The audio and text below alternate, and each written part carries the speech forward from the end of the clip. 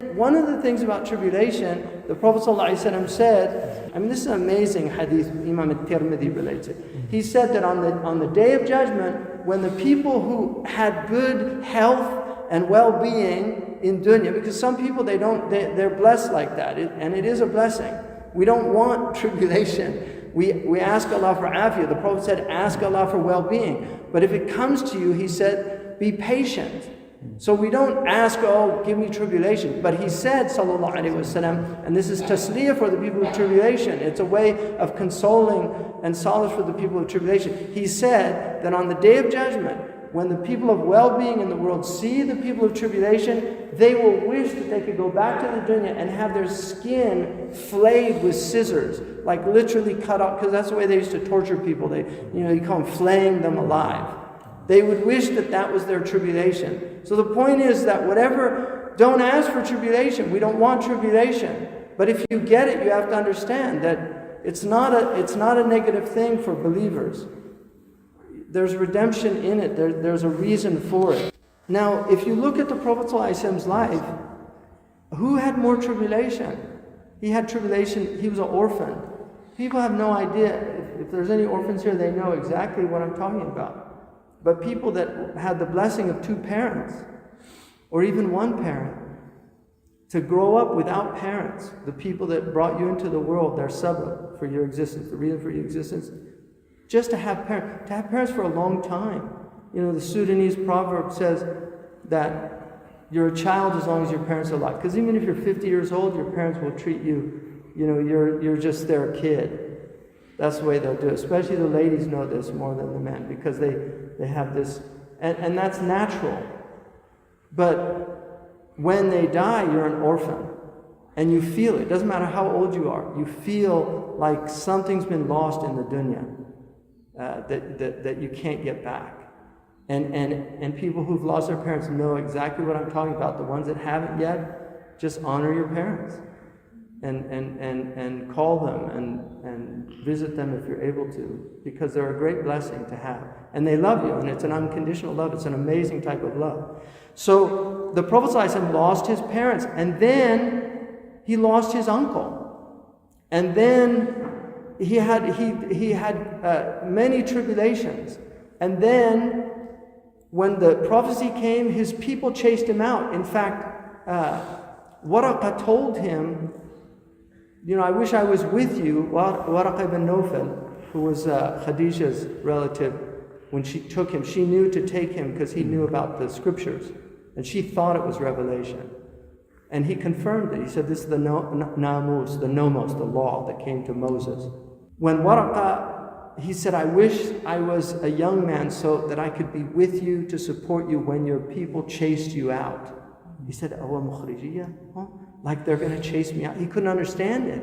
Like, why would they do that? He was al-Amin. He was from a noble clan. But that's the sunnah of the prophets. A prophet hath no honor in his own land.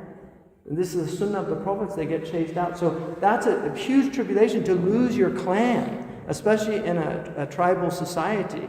And then he went to Medina, and all his life is tribulation. He lost all of his children except for one. He buried 6 of his children. Who has done that? Very few people. And then his sickness was the sickness of double, twice. Any sickness he got was twice the natural sickness. So if he got a headache, it was twice as bad as anybody else. So this was the way. This is our Prophet ﷺ. When he had Aisha asked him what was the worst period. He said it was when he went to Ta'if. That was the worst thing. And he said, your people, what your people did to me. Because the Prophet ﷺ is really not of this world. He had the physical form of an Arab, but he was not of this world. When he went to Ta'if, they literally threw rocks at him. After he called them to Islam, they threw rocks at him, and then the people spit on him. And they had their slaves, which is even more humiliating. They didn't even do it themselves. And so when he was going out, the angel came to him and said, do you want to destroy these people? He said, no, I hope that they'll be guided. And that was a test for him. Allah was testing him. But his dua, the famous dua, he said, Allahumma ilayka ashku da'fa quwwati. I complained my weakness. See, he didn't say ashku qawmi or ashku ha'ula'i. This is what we do now today. We complain about everybody but ourselves. He didn't say ashku ha'ula, bani hawazim, bani thaqif.